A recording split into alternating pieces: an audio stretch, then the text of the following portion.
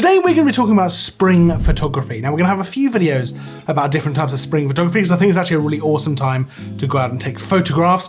But today specifically, we're going to be talking about how to capture that green feel with the kind of spring colors and get that fresh green look to your photos. It's Tutorial Tuesday.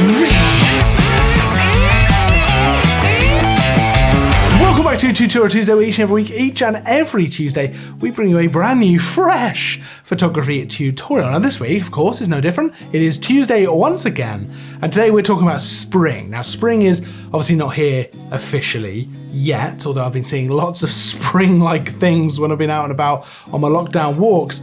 And we're going to do a few spring photography tutorials because I think it's a lovely time of year to go out and take photographs. You've got that beautiful spring light, which I'll probably talk about next week. We've got all kinds of different colors now, but today I want to talk about capturing that green feel during this kind of just before spring period and then into spring. Why?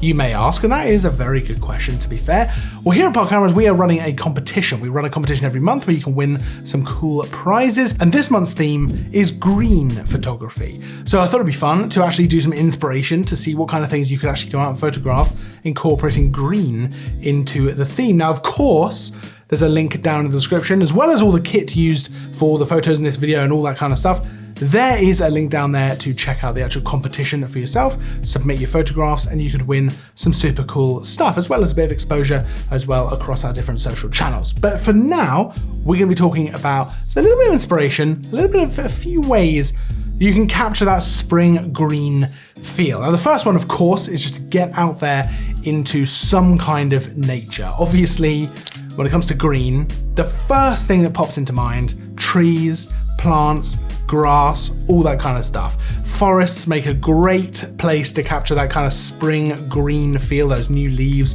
all that kind of stuff. Fields of either grass, long grass, short grass, anything like that can be a great way to capture some of that green feel. I'm popping up some photos now of different things like valleys in Wales and forests and all kinds of stuff like that, where you can get some really nice kind of green photos. It's super easy out in nature to find some green stuff because a lot of stuff is green out there. But I hear what you're saying, that's a very obvious tip. Not super interesting, and I get it. I totally agree. I'm pretty sure most of us could have come up with that one.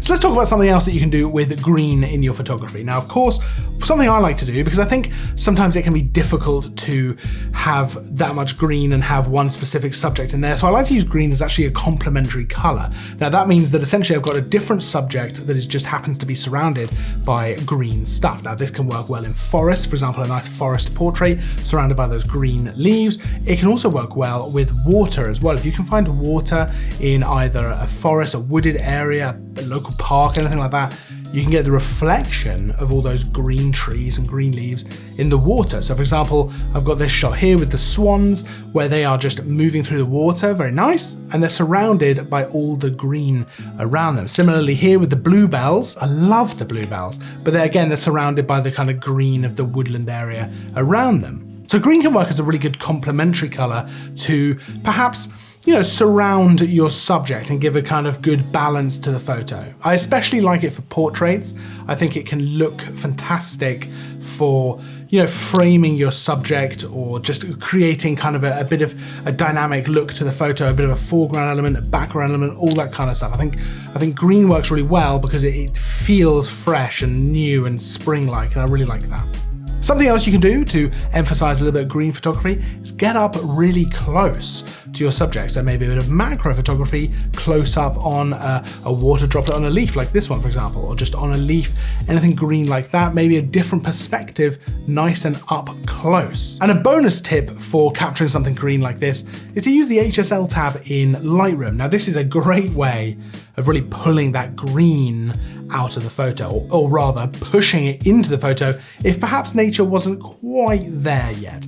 If you've got a bit of yellow and a bit of orange rather than complete green, rather than that nice rich strong green, well, you can just play around a little bit with that HSL tab and get a really nice strong green in there. Super easy to do, and just a little bit of tweaking in post just gets you there. Now, like I say, there's a link down in the description so you can go and check out the competition for yourself and submit any green photos that you may have. It's definitely actually worth checking out because there are some cool prizes that you can win, and it's, most of us have got green photos that we can use, so pop on down there and submit away. Now, if you enjoyed the video, don't forget to give it a thumbs up and of course subscribe for more stuff, reviews, tutorials, all that kind of stuff. It's a bit of a shorter video this week because, to be honest, these tips are relatively straightforward and I didn't want to stretch this out any longer than it has to be because that just seems a bit false and I didn't want to do that to you guys. But if you would like to see anything in particular in a future Tutorial Tuesday, let me know down in the comments. I will of course see you in the next video, and as always, thanks for watching.